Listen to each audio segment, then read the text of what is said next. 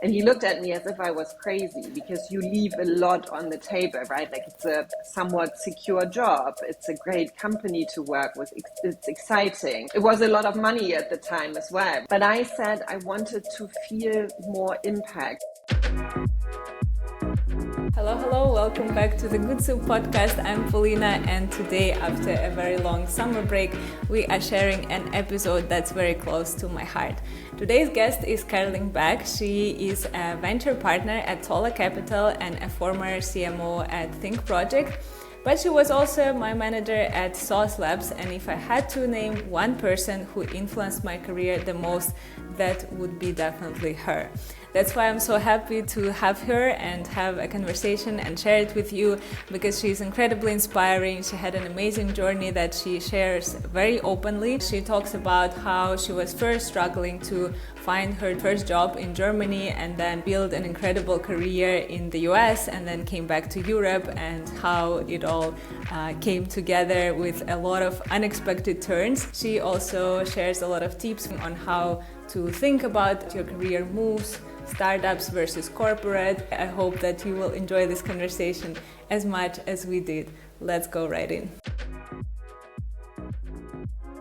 Thank you so much for joining. I'm really excited to talk to you today because I feel like we know each other for such a long time, but you know how it is. You never have time to actually ask questions. I feel like the podcast is the perfect opportunity to just, get inspirations from you. Yeah, no, I'm excited. Thank you so much for having me. Let's start maybe with just the overall intro for our listeners. Both of us looked at your LinkedIn yesterday and we were like, oh my God, how are we going to talk about all of that?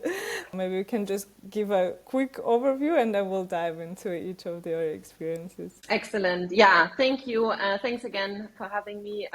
So I'm Karolin. I am based in Munich in Germany, and kind of my career started somewhat coincidentally. I was writing my final thesis at Fujitsu Computers, Fujitsu Siemens at that time, about the strategic alliance between Oracle and Fujitsu Siemens Computers. And so that kind of was something that was available. It was a super interesting topic.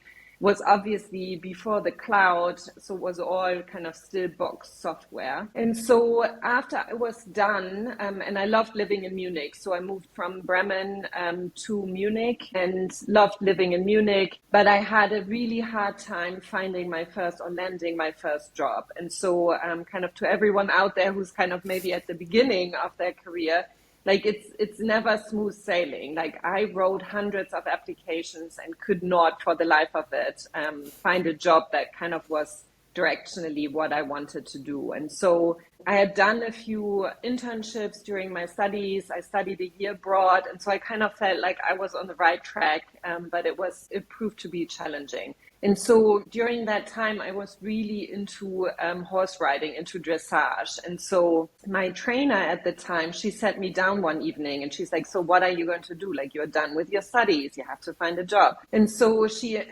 said, I have one of these clients and he works at Microsoft. So I'm just going to introduce you. He's in Paris. I don't know exactly what he does at Microsoft, but you should talk to him. And so I had my very first kind of application where I had to, like, literally it was kind of, we didn't have video calls or cell phones or anything, right? Like it was literally on my landline calling this guy in France where I didn't know what he was doing. And so coincidentally, he was responsible for the strategic alliance between SAP and Microsoft. His marketing manager at the time went on maternity leave. And he's like, well, actually, I do need someone. I packed up, moved to Heidelberg, which is close to Walldorf at SAP headquarters, and started my first job there. And so it was kind of purely coincidental that I kind of landed that. And so what happened then is I loved the job. I loved the team. It was kind of an international role. I was kind of working with the whole EMEA team. And so we had different kind of people all over Europe. And so my role really was to provide marketing support for them. So it was a great lead into kind of the marketing function. It was all offline. So my first kind of marketing project was to do an advertising campaign in the Lufthansa flight magazine. Like I still have the copy. I'm quite proud of it. And so kind of as everything moved into kind of more event driven, so I got the opportunity to look at everything for a little bit. And then marketing manager came back, there wasn't a role for me on the team, which I knew before. So it was for 2 years. And then the global team said, well, had you ever considered moving to the US? Because we will have the same role, just on a global level. So I decided to move to Seattle. So my mom and I still joke about it because I said it would be like 2 or 3 years and then I would move back. And so I ended up staying 15 years in the US total. And so I arrived in Seattle and kind of very quickly it became more than just the SAP Alliance. And there was always kind of opportunity to grow my career. In a large company like Microsoft, you have a tremendous amount of opportunity that I will always be grateful for. But it also can be very hard to navigate because you're only like a super small puzzle piece in this big machinery. Like I think at the time I was working there, we were over 100,000 people. Also, I'm a non-technical person, so was always with a very technical audience, which kind of got it exciting or made it exciting for me. I stayed at Microsoft for a total of 10 years. Part of it was I knew that if I left Microsoft because of the visa situation, I had to move back to Germany. And so I also got a lot of career opportunities from Microsoft, but I always knew I didn't want to be the person who spent 30 years at Microsoft. And there's nothing wrong with it. It just wasn't for me. And so I still remember the day that I walked into my boss's office that I really liked. And he, like, it's always hard because, like, you can't prepare someone for it. And so I walked in and I'm like, look, I'm resigning. And he looked at me and he was like 30 years at Microsoft at that time. And he looked at me as if I was crazy because you leave a lot on the table, right? Like it's a somewhat secure job. It's a great company to work with. It's exciting. It was a lot of money at the time as well, right? I mean, talk about that one. But I said I wanted to feel more impact. And so one of the last roles at Microsoft, I was working in alliances with startups. So we had launched the cloud and the goal was to encourage startups to bet on the Microsoft cloud. So they historically kind of all were in the AWS environment. In talking to these founders, I was like, well, this is really cool because they left corporate careers to really go and do and build something. Like there is a lot of risk associated with it. But I was always kind of very much a risk taker. Like I'm more of the experience than I am about kind of stressing that I may not find a job. I found it hard to really think about what I want to do next while working kind of 50, 60 hours at Microsoft. And so I just decided to take a break. I took a full year off, which was great at the time. So I backpacked through Burma and had lots of experiences, enjoyed Seattle in the summer. It's beautiful there. And so then I started to apply for roles and kind of this was my first lesson learned, I guess. It's like the importance of building a network kind of early on in your career, right? So who are the people who kind of can recommend you somewhere?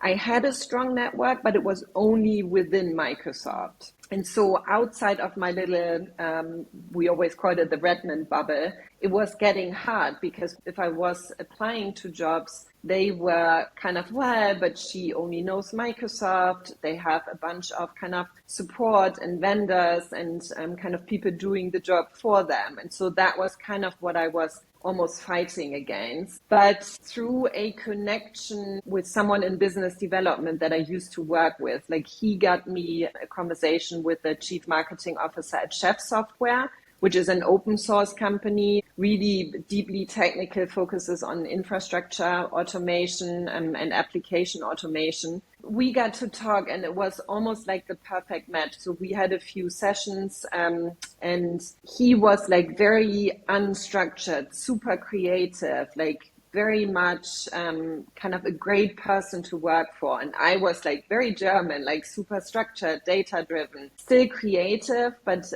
if I were to say kind of where's my strong suit, I wouldn't say creativity is kind of it. So I built out their international marketing team. And then he sadly left Chef. I ended up kind of running the whole marketing team for Chef. And so that was kind of my second lesson learned, is like, you need to raise your hand. Like if there's an opportunity, you kind of just want to proactively have the conversation to say, hey, what would it take for me to do that in the interim? What would it take for me to get the job? That was super fun. I was a little bit bored with living in Seattle. Our chief revenue officer went to another company.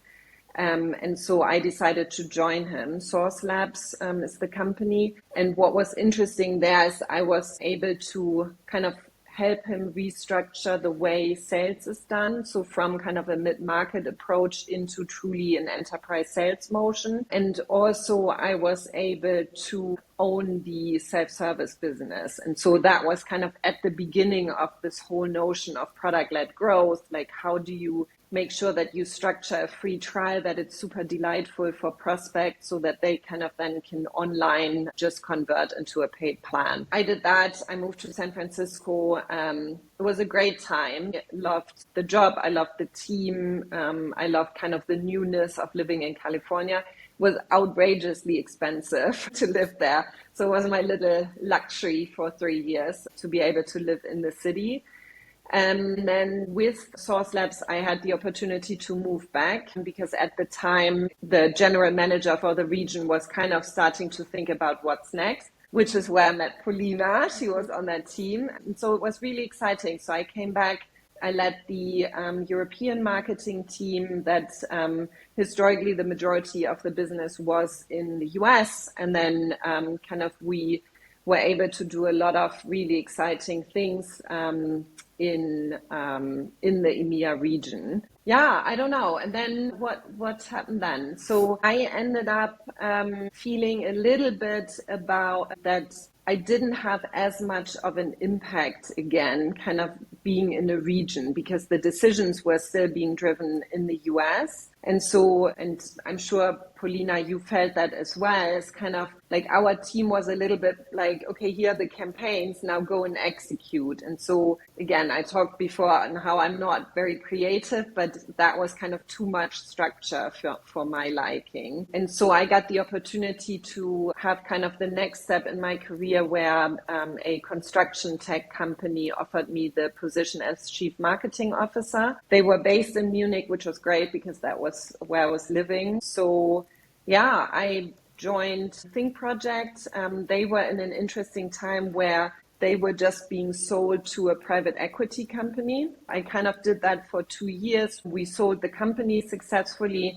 I stayed on for the transition. And then I kind of was thinking about what's next for me. Here's also where the network comes in. So way back at Microsoft, I met Sheila Gulati, who was the first female general manager that I knew at Microsoft. And again, like, it still is a problem, but at the time you had very, very few women kind of as your role models and as kind of senior persons in the company. She was responsible for launching the Microsoft Cloud. And so she was fighting a lot of uphill battles. I was in many meetings with her, and she was just, or she still is, like, super impressive. And so talking about someone that you look up to, like, she is that for me. And then she decided, after launching the cloud together with Stacey Giard, who I also met and work with at Microsoft in the developer division. They said they didn't want to work on the infrastructure layer, but they want to kind of enable the startup ecosystem on top. They founded Tola Capital, which is a venture capital based in Seattle,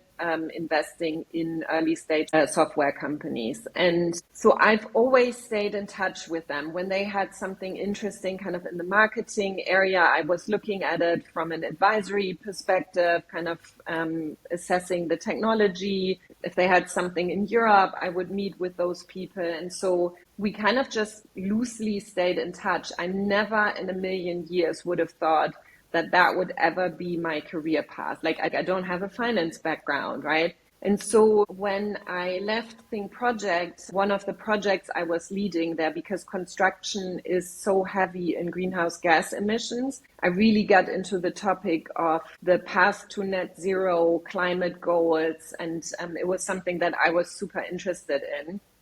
particularly around the reporting angle and how difficult and manual it is for a company like ThingProject to just report on their greenhouse gas emissions, which should be super straightforward. And so I approached Sheila and Stacy and I said, hey, by the way, I'm available. So if you hear of any interesting companies, like let me know, keep me in mind.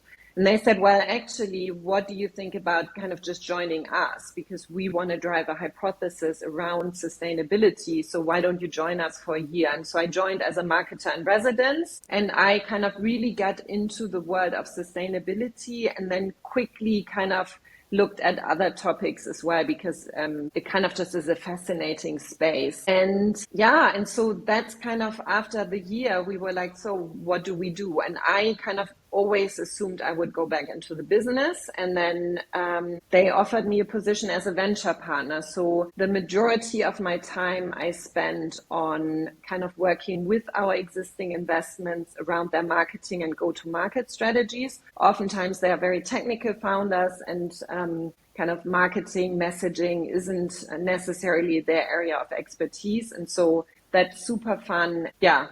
And then the rest of the time I'm spending on kind of looking at interesting companies in the enterprise space. Sorry, that was very long, but I hope it kind of makes sense on why I made some of the decisions that I did. I love it. That was great. I feel like in this entire time you shared so many nuggets of wisdom. Exactly.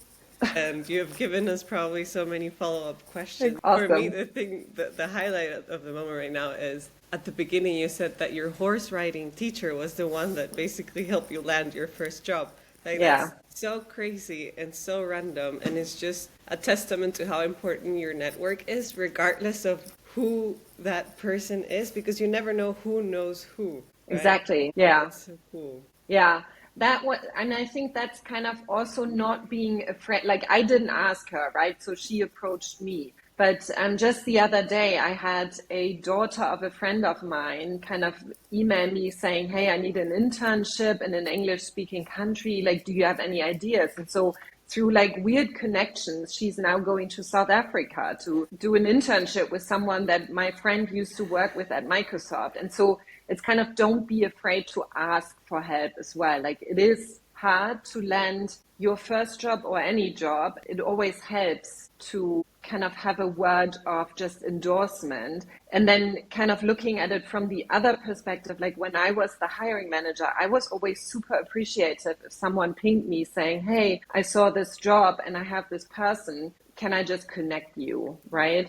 Yeah, totally. I think it was a highlight for me as well. Like, I was just sitting and thinking, like, do I even have a CV? Like, have you ever updated your CV? It sounds like you always landed your jobs just through connections. I actually do have a CV, and I like when I applied for roles between kind of Microsoft and then landing Chef, like, I sent, I don't know, like 150, 200 applications, and no one wanted me, because everyone kind of had this idea of what someone who spent their career at Microsoft can and can't do. And so I do have a CV. That's also so interesting, that bias, because one would think if you go to one of these big tech corporations, you're guaranteed to land a job afterwards, and you struggled so much to get one. Yeah. So that's really interesting. Yeah. I was also thinking, because you said you're not a technical person, and yet all of your jobs have been highly technical. How have you navigated that? So asking a lot of questions, right? So I typically try to be super so in enterprise sales, you typically have a solution engineering team. So the people who kind of do all of the demos for their enterprise customers. And so sitting through a lot of kind of those conversations to like, I was never able to use the technology, but I had to understand kind of how it works, particularly kind of to build out kind of what are the true benefits of using the technology. What would they do if they didn't use it, right? So Chef is a good example of that. What was the old way of kind of software development versus kind of what's the transition into the new world? Sometimes I feel it also allows you to really get into the details, where a lot of technical people will just assume everyone has that same knowledge. but you are talking with a lot of customers who may be of different kind of skill levels as well. And so being able to explain a highly technical problem statement or a highly technical solution to someone who may not be as advanced. A lot of tech companies that don't scale fail at that because they are very much, oh, here's the nuts and bolts and all of our integrations, rather than focusing what's really the enterprise problem and why are we best suited to solve that problem for you. I think that conversation of benefits over features is such a struggle for marketings to get in the heads of founders and CEOs. Like, people don't care. People want to know what you're going to do for them. So interesting to see that it's like a forever struggle.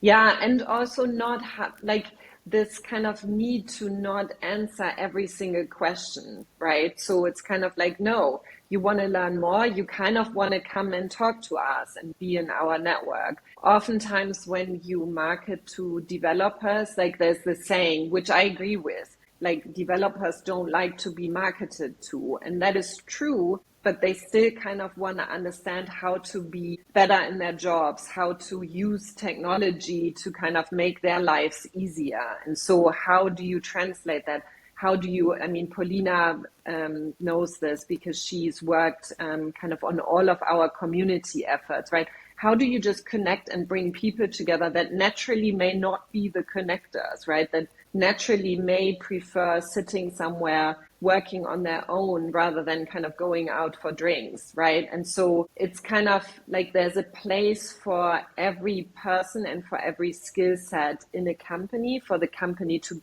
really be excellent. Nice. Yeah, I think one of the other things that stood out for me is your motivation to have impact. I think you mentioned that a few times, and I think that's a big motivation for us as well, and for a lot of people, like a lot of young, ambitious people, that we want to work for a company that has like some impact to the world. And also us, we want to work at smaller startups because we want to feel this kind of like that we are building something. And I think there are two paths that I want to us to take. And the second one would be the comparison between Europe and the US. I feel like there's a lot of pain in people who live in Europe and who feel like everything is happening in the US.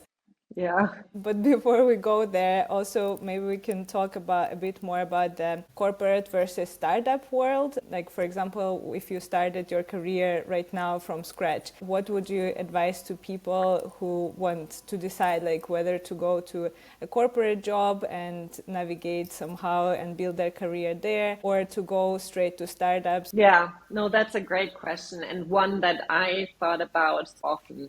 I think there is no right or wrong answer, right? I think it's all about kind of trying to understand of what motivates you. There's, again, no right or wrong answer. Like, I'm talking to a lot of people, not a lot, but I'm talking to people who will say, like, particularly in sales, you will see that often, right? To say, look, I just want to maximize my income. Like, I want to have success by maximizing my income. And that's, I think, a fair goal in life to have.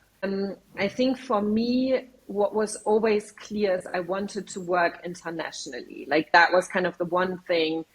So I was very fortunate that my best friend from like middle school, her dad was a professor in Bremen, our hometown, and at the University of Santa Cruz. And so they kind of spent time here and there. And when I was, I think, 12, they invited me to join for Easter holiday to spend time in Santa Cruz. And so that was the first time that I kind of was like in the US, and I saw San Francisco and the Golden Gate Bridge, and that really made an impact on me. And so for me, it was always clear, like, I wanted to not only travel and see the world, but I really wanted to immerse myself into the culture.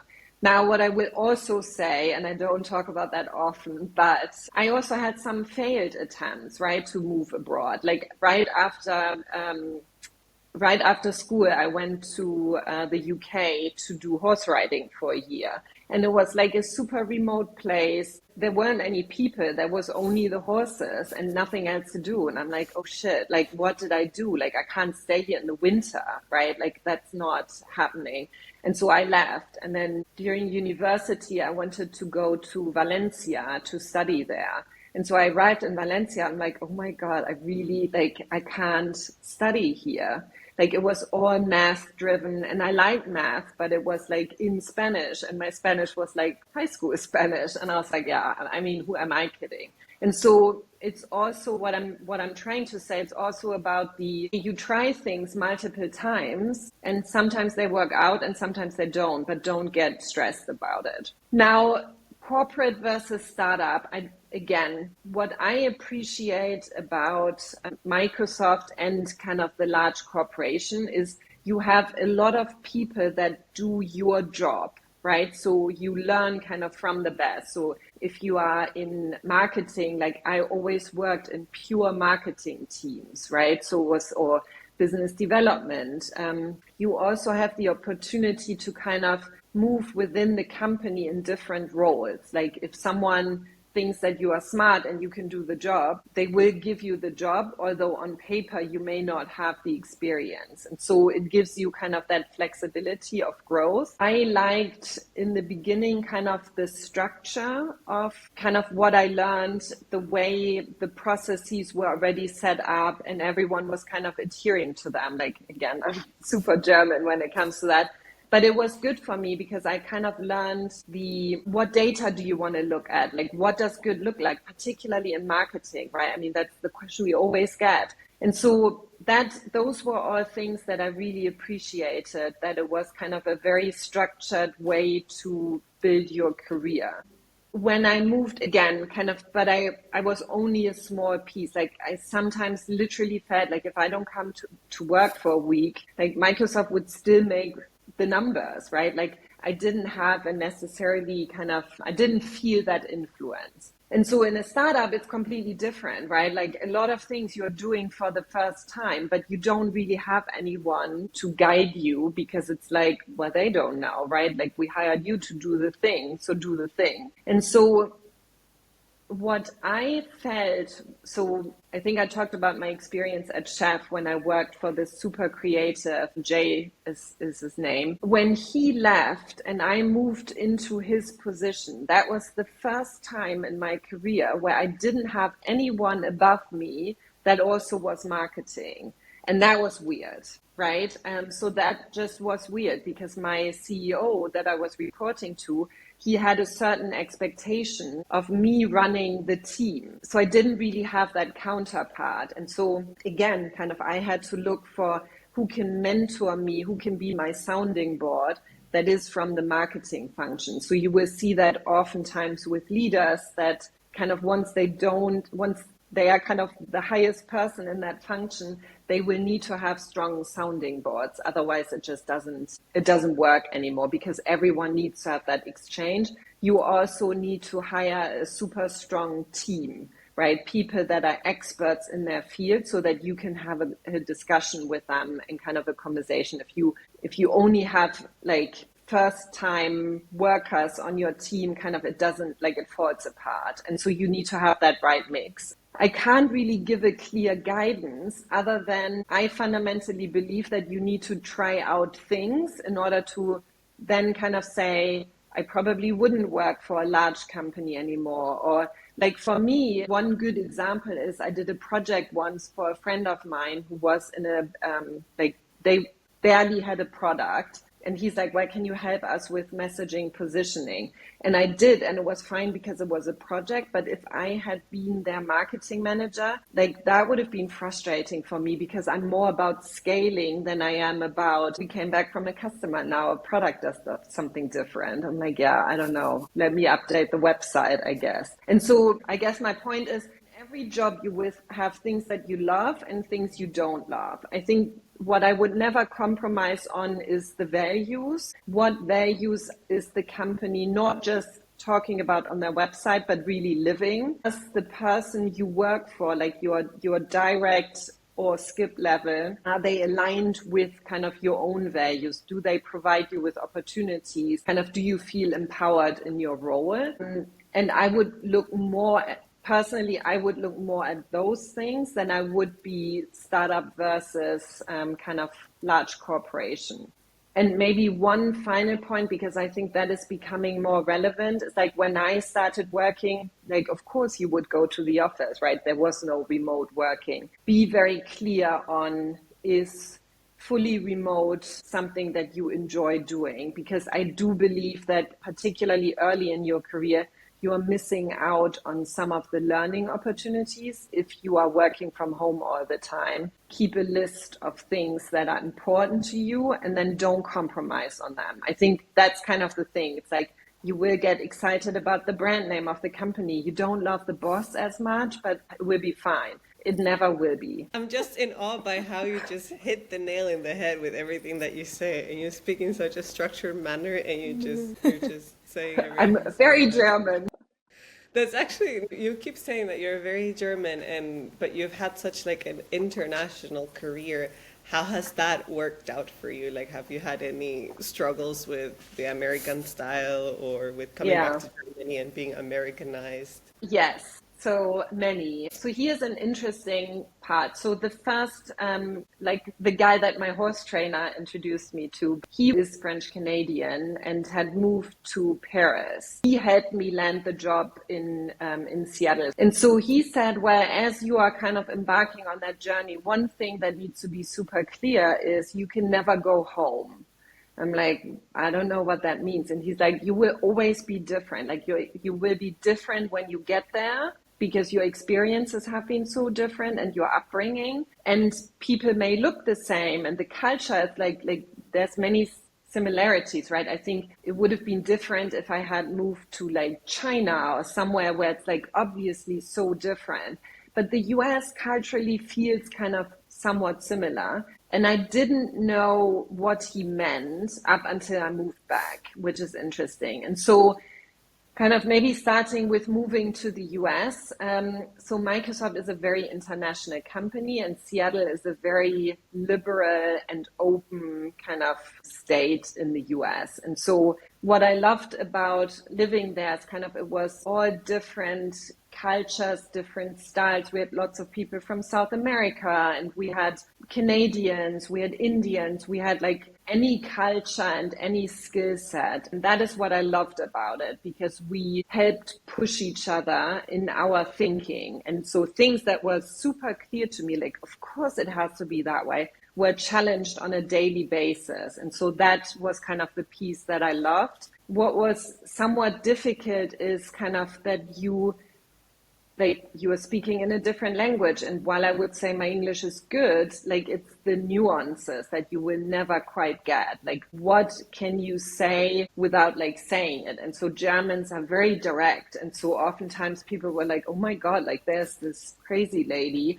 And so it took them a minute to kind of understand that if you actually were to translate that into German, it wouldn't be rude. It's just the way we would talk. And so that was interesting. That took me probably a year, and then I kind of got into a better swing. So anyone, and I don't know what your experiences are on that, but like anyone moving to a different country, it's like you always have to give it a year before you can even make an assessment. And so you start to have friends that are kind of more meaningful, things like that. So from a work experience, it was amazing to kind of have that kind of range of culture. Now, when I moved back, it was fine because I was still working with the US company. The team that I had in Berlin were also kind of quite international, had different backgrounds. So I think there wasn't as much of a culture shock.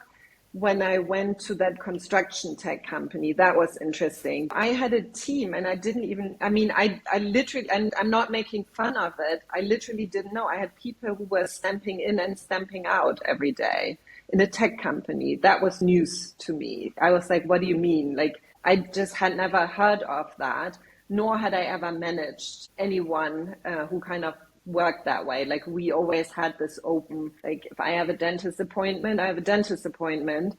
and then I come back and do my work later. But it was very, very structured. And so that was kind of hard from a cultural perspective to find ways to motivate and to lead, because I had people in Spain and people in the UK, and then I had a team that was stamping in and out in Germany. And so it was kind of difficult to merge all of these different cultures. And then personally, I thought it was quite hard. You always say that people in the US are somewhat superficial, but it's also easy because they include you super quick. Like, you get invited over, and like, people generally are curious and open, or many people had moved there as well, so they were in the same situation. And then for me to come back to Munich, it was like, well, we have all our friends and we don't have any room for any new friends. And I'm like, oh my God, what's happening here? And then obviously COVID hit, and that didn't help. Like, no one was making new friends. And so it was a bit of a rough landing, I will say that, but you always kind of get around to it. You just kind of need to make changes, make adjustments. And I'm in general a positive person, so I'm not kind of sitting there thinking how miserable I am. So if I'm miserable, I have to change something. And so what's that? And so I think that resilience came from, like, I had moved countries and cities. And so, yeah, I don't know. I don't know if that answers the question or not, but definitely does. You just need to be Totally. more flexible, adaptive, and I think that makes a lot of sense. And I guess that's also a good place to talk about this difference, not just in like that you covered the cultural differences, right? Sometimes we feel here like we're in a kindergarten. Maybe you know this feeling, like we're just doing something on the side, and when there's something important, everything goes to the US. Like, even if you work in an international companies, I've heard from many of my friends that they start a project, and then once it gets like more traction, then it just moves to the US. And for you, for example, you were in the headquarters, and then you move here, and then you suddenly are like, why are all the decisions made in the US? What are your experiences and just like general feelings on that, and how would you navigate that? yeah, no, that is a good question, and one that I kind of thought about, obviously, for a very long time. There are companies that are international from the ground up. Like Microsoft, I would consider a company where each of the regions and each of the countries have very clear power to kind of do what's best for the region and the organization locally. Microsoft is unique in that each of the country organizations were kind of their own entity. So if you were kind of staying with kind of the communications example, you had full power to kind of do everything that you wanted to do. SAP is another good example. They do have one of the headquarters in Germany, so that obviously helps, but I also know that the country organizations are very empowered. For startups, just by the nature of it, most decisions will be made where the headquarter is. And so most of the executive team will be where the headquarter is. One of the things to think about early is, if you are in the EMEA organization, for example, will you be able to get onto the executive leadership team, right? Because typically there's only one position, right? Versus if you are in a marketing team at headquarter, there will be multiple leadership opportunities. And so again, it also depends on the size, right? So if I'm looking at startups, let's call them under 100 people, it's important that decisions are somewhat centralized. If you are in field marketing or events or any of those roles, right, you typically have kind of all of the flexibility because it's so localized.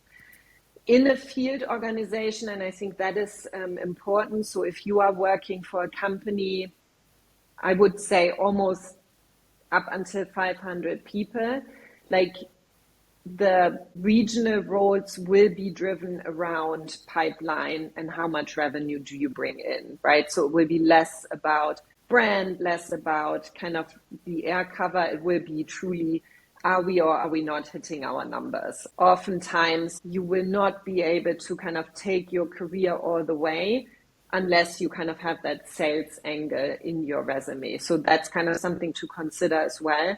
So they always said to me early in my career, hey, if you ever wanted to kind of run a region, you would have to have some sales experience at some point in your career. How did you get this experience? Did you just switch to sales?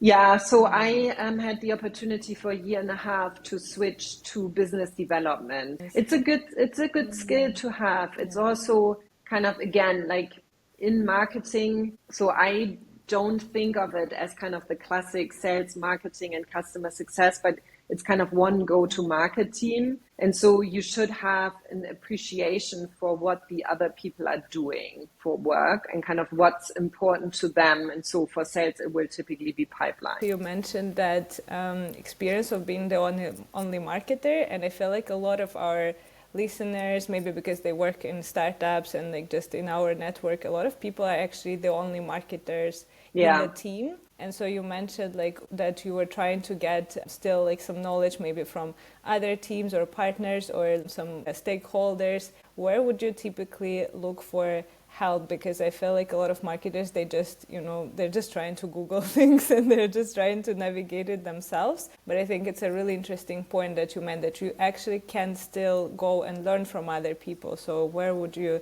suggest to look for this kind of mentorship? So one of the things, and again, kind of it touches on my role as well. So if you are in a startup and you are venture capital backed, typically they have a broad portfolio of companies in that same position. So what we at Tola, what we do is we hold frequent kind of sessions on different topics, and then companies can opt in or not if it's interesting to use. An example would be the other day we did a deep dive on messaging positioning. How do you go about it?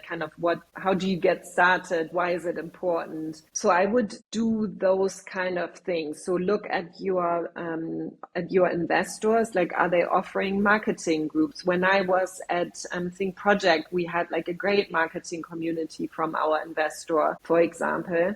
And then there are things like the Product Marketing Alliance, or kind of more marketing focused communities where you can also get those. For me personally, the best way is always kind of people that I've previously worked with. So a good example is like whenever I have a question on digital SEO messaging, like I'll ask Paulina, right?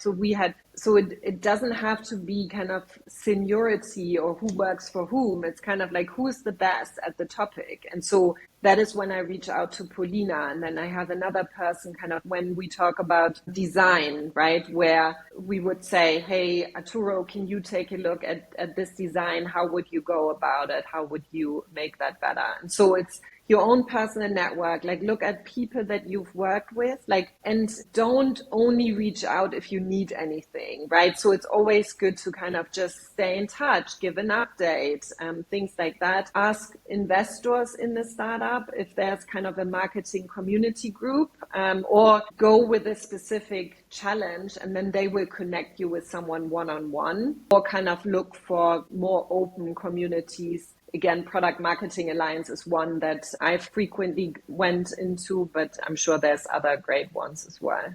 So that's how I would typically do it. Do you personally mentor the portfolio companies that you have at Tola? No, I do. So that to me wouldn't be mentoring, because I actually, like, that is my job. So I go in and depending on what they need and what they want. Like sometimes I do full on co-creation of messaging positioning. So they can tell me the story and I can try to put it into a structure, and then they have a starting point that they can kind of then evolve from. Sometimes it's around, hey, we want to launch and we want to do a press release. So either myself or my colleagues kind of help on that front as well. And so it's more around what is the need at this point in time. A lot of it is, for example, I help them on hiring. So if they want to hire the first marketer, I help them with the interviews to make sure that I can test kind of what marketing background they have. And so oftentimes I can ask different questions than a founder who may not have worked with marketing before. And so it's kind of on all fronts. It's not mandatory. So I'm not saying, hey, we need to have a weekly one-on-one. And so with some companies, I have like bi-weeklies, and then others I check in once a quarter. The bigger they get, so initially it will always be kind of the founder or someone on the team. And then the bigger they get, kind of the more mature the marketing organization will be. Sounds like such an interesting job, to be fair. I mean, I will say it's super interesting. It's very different from what I've done before. It's also, you are never responsible for anything. Like, I can give guidance, right? But I don't know. I mean, like, hopefully it works out. And so that's kind of interesting for me. Yeah, I feel like it's the job when you get like enough experiences, like you worked in many different companies, you've seen so much that at some point you're like, okay, I can like quickly look at your website and I can almost immediately see like what's missing, what you need to do. And we feel like we need so much more context, and it's fine, and we need to go into like the product, and we need to ask a lot of people so many questions to then come up with recommendations. But I feel like for you, it's probably like you have a very short period of time for a lot of companies where you can just go in and be like, okay, this is what's missing, this is what you should definitely do. Yeah, but I mean, make no mistake, it will take also kind of the good news is most companies at this point, I've been part of the investment. So we've looked at them in fairly much detail. So I went through the demo and through all of that. But there's kind of that second side to it where if it's a company that has just pivoted, like I need to start from scratch on how do you talk to customers, what's your demo, and then help them articulate the benefits that are not kind of the standard efficiency metrics. And so, yeah. Nice. Love it. What is a venture partner? It's in between the consulting, but also like one part of your job is not just talking to those founders, right? But also to decide whether your company wants to invest, right? So that's how much of your time do you spend on that versus then working with the founders? So I would say I spend 80% with our existing portfolio and then 20% on kind of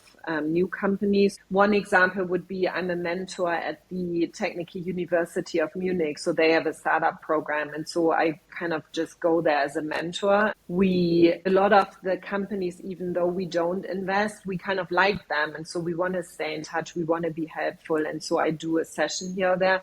But the majority of my time really is with our existing portfolio. So we invest fairly early. So typically they have a product and have maybe 3 design partners, maybe the first revenue. And then kind of the first phase of growth is how do you now get to like $1 million in revenue. And then from there, you will typically start to hire the team and kind of then you will truly scale. I would say that's kind of the spot where my skills are better than very early on. But messaging, positioning, there's some foundational work that that evolves, but will never fundamentally change. So I can do a messaging positioning workshop with a company that is pre-product as well as someone who is at 10 million ARR. But kind of the scale is easier when someone has a true marketer. Like I can't teach someone how to do SEO as I could, but it wouldn't be a good investment of the founder's time, if that makes sense. Totally. Which is why we have amazing companies like yours. Thank you. Yeah, no, that's awesome. I think one of the topics that also you touched upon a bit is that you were never like a technical person. And then another thing is that we are also women in tech, right? So that's another thing that kind of differentiates us sometimes, and we're like, oh, I feel like we're not the part of this cool tech bro group. Yeah, and I feel like you were always someone who would, like, a lot of people would reach out to, because everyone knows that you are advocating for women, you're trying to always like promote everyone in your team, and I was lucky enough to be one of your team members who was promoted in the company. Yeah, maybe you can talk about that. Like, why did you decide that it's one, like, part of your job and part of something that you would like to do? Because it's not obvious for everyone, and you need to put a lot of energy and thought into that. Why did you decide that that's going to be important for you? Yeah. Thank you for saying that. That means a lot to me, actually. So when I started working, there weren't many women, right? So it was kind of, and again, I'm not that old, but like it's just the reality of it. Like the higher you looked up in the hierarchy, the more it was male dominated, particularly in the tech industry. And I fundamentally don't believe anything was done on purpose, or it's kind of like, let's keep them, but it's just a different way of structuring your career. As I started to grow my own career and look at, people that kind of supported me, right? And that can be male and female. So I mentioned Sheila Gulati already, like she always made sure that I had a seat at the table, and she pushed me on speaking up and sitting at the table and not in the second row. And so, but equally, I remember the first board meeting that I ever went to at Chef, where our CRO, who is a male, but he's very subscribed to the we need to give equal opportunity, right? Because it's all about that. It's not about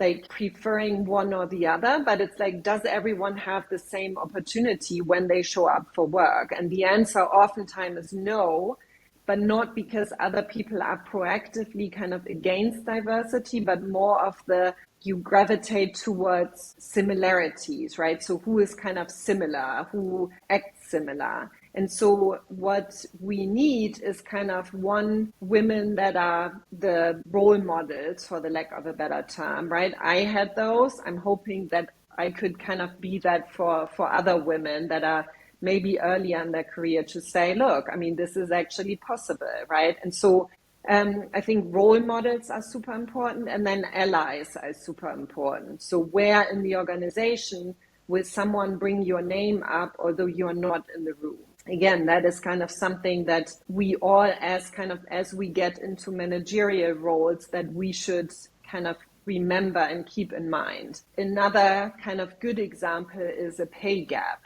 right? Again, I don't think that anyone maliciously goes in and says, "Oh, that's a woman, so we pay her less." But it's around, like, how do you ask for it? How confident are you in kind of knowing your worth? It's super difficult because you don't talk about money or salaries, and it's difficult to compare that, right? Depends on experience and all kinds of things. And I don't want to take away from that. But if I'm a manager and I'm looking at the compensation of my team, I need to make sure that I have a clear understanding on how much is that role earning or paying, right? Like depending on how you look at it. And so again, I don't think that, and those are all things that I think much more work needs to be done. And if I can play a role in that, I'm hoping that kind of I can influence 3 people to kind of do the same thing, right? And so at some point we will have reached equality, but we are not there yet. Yeah. I think one of the things you really taught me is this habit of speaking up. If you see that something is off, like there are like weird jokes or like someone said something and I never thought about it, and I never thought that it's so important, because also it's very easy to just ignore it and be like, yeah, whatever. But you were the one saying that, like, who if not me, right? So that's how I learned to do it. And when I see those opportunities, I try to also like just have it inside me that I can also try to speak up when I do have this opportunity. So thank you for that. No, and again, like it is important, right? It is important. Only we walk in our shoes, right? So the Tucker, the CRO at Source Labs, you know him, right? So he said, look, I have no idea what it feels like to be in your shoes when you walk into a board meeting and you need to present and it's all men. Like there was no other female in the room. And so it was a good discussion because I don't think that they understand what it is. And so I had a boss once and he was black, and same thing, right? He's like, look, I mean, I walk into a room and I'm the only black person. Like that is weird. And I'm like, I can relate to that because I kind of can imagine what that feels like. And so again, it's about the awareness, because again, like I'm coming from the point where I do not believe the people that I have worked with in the past have done anything deliberately. Yet if I'm looking at the numbers and kind of the split between male and female in leadership roles, we still have a gap that we need to close. And so how do we do that? And for all of us to kind of speak up and to also kind of point it out and seek an active and productive discussion. Because I also don't think it's productive to say, just because I'm a woman, I'm not getting promotions, because that equally isn't true. But how can we kind of remove our own biases and kind of start to become a little bit more fair in our assessment? I think it's also interesting or important to remember that this doesn't only start like when you're a manager, but already like at whatever level that you are, that you keep other women in your corner. It doesn't matter if you're a junior or a C level, that you also have to look out for your colleagues and for the other people in the different teams. Remember that in the previous company I worked with Polina, the person that helped me asked for more money and made me realize that I was being underpaid in comparison to the rest was another girl from another team. And she basically taught me, okay, this is how you're going to talk to these people and this is what you're going to say. And she was fully transparent in how much she was making and how she went about it. And it was not my manager. It was not someone above me. It was someone at the same level as me. And I think that's also important to keep in mind, that you can be that person for someone else. You don't have to be someone's manager either. Yeah, I 100% agree with that. 100% agree with that. And again, like, it also doesn't have to be another woman. It can also be another male, right? So, and I think that's kind of important as well, that we don't get into a one versus the other, but it's kind of like, how do we create equal opportunity? Yeah. No, but I think that's a really good point, particularly around the pay gap, because you never make that up again. And one of the things I also want to be transparent about is it's also okay to make decisions differently, right? So like, it's not always about the next job title or always about the next kind of salary. Like, I probably would make more money had I stayed at Microsoft. I decided kind of for my own personal fulfillment and for kind of what I wanted to do with my life, that kind of different paths would be kind of the right way to go about it.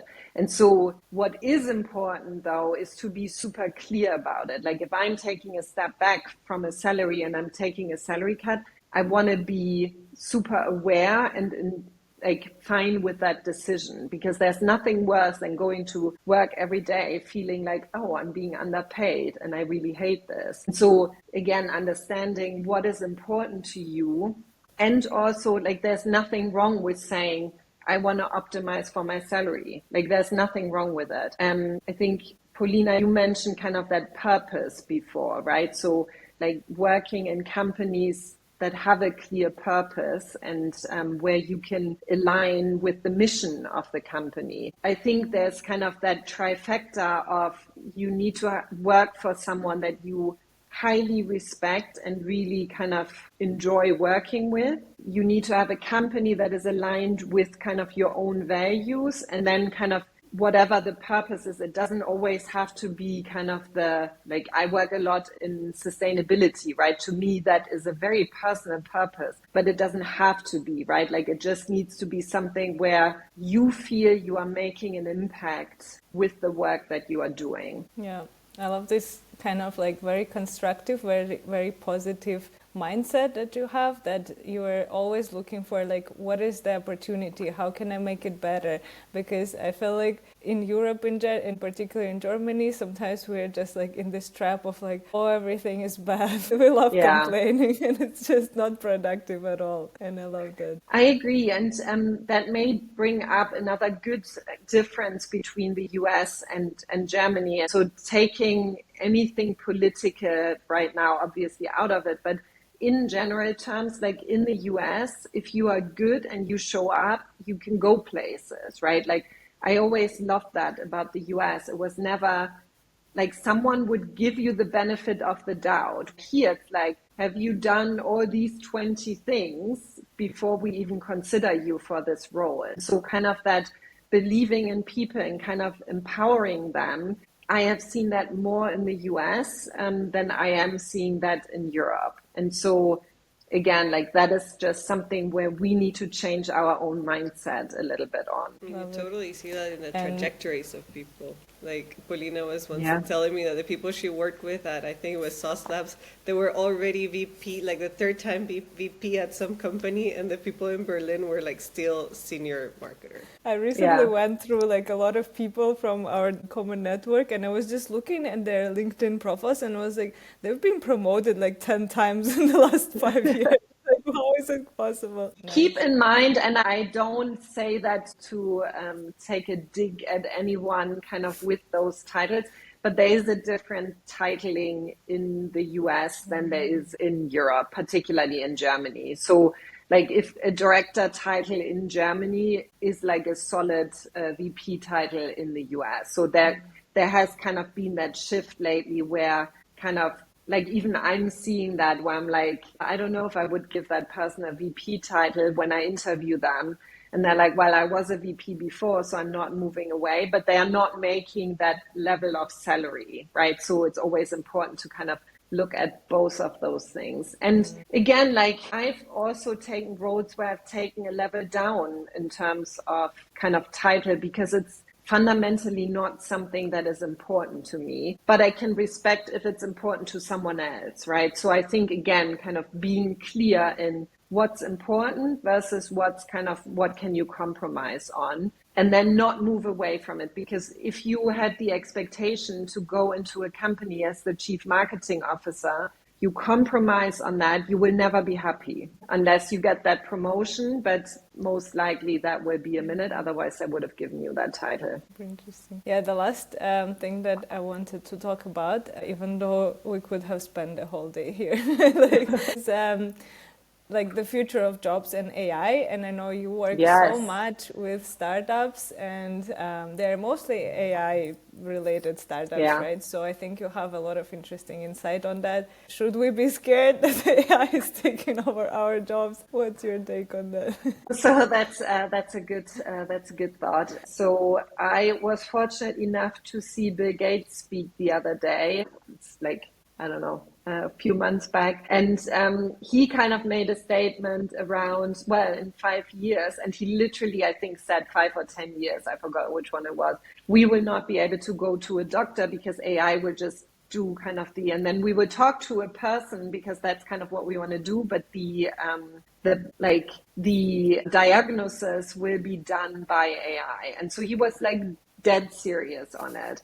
And so I don't believe it will move as fast because humanity will not move as fast. So it will not be acceptable. Now, I don't believe that software will be viable if they don't have AI as a component in it. So I think that will be the future. If I'm looking at kind of agentic AI, generative AI, I think there's a great place for everything to make our jobs easier. I also believe there will be some roles that we will no longer have, right? So I think like similarly to kind of when we went through the Industrial Revolution, where kind of through automation and through factories, some jobs just went out of business and then new jobs were created. And so I'm seeing the same thing with kind of AI. Personally, I'm not afraid of AI because I also work a lot with kind of AI safety, AI governance. So I know that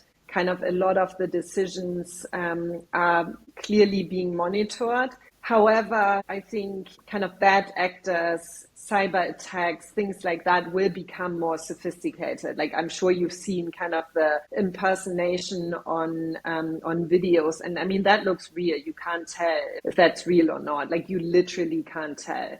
And so I think it will be important to kind of govern and put safety measures around it. But I think there's a great opportunity. I believe that humanity and companies need to have strict guardrails on what they allow to do with AI and what they don't. So a good example is Sephora, the cosmetic brand. They have a corporate policy that they will never portray humans with AI. So they will always use real humans because that's part of their core brand premise. And so I think a lot of companies will kind of have their own guardrails around it of what is acceptable to them and what's not, right? I think it's a time saver. Like I use AI technology or AI powered tools every single day and I love it. I think it makes my life easier. We need to be careful that we don't lose our creativity and that we don't get lazy, because there's this amazing book called The Black Swan. And so it basically talks about how it was always kind of the random things that had the greatest successes. And so I think it will be important as a marketer to keep creativity, to not just rely on tools and kind of to look at texts. But then if you are stuck on something, like there's nothing wrong with putting it into like generative AI and kind of get other suggestions, have a discussion with it, like you would with a colleague, right? And so for me, human supervision, particularly in marketing, is super important. Like you should still be, or the human should still be the last checkpoint to push things out for now. I'm sure that will change over the next 5 years, but technology that I've seen right now. But I think kind of all of the busy work as marketers, so if I'm just looking at campaigning, right, like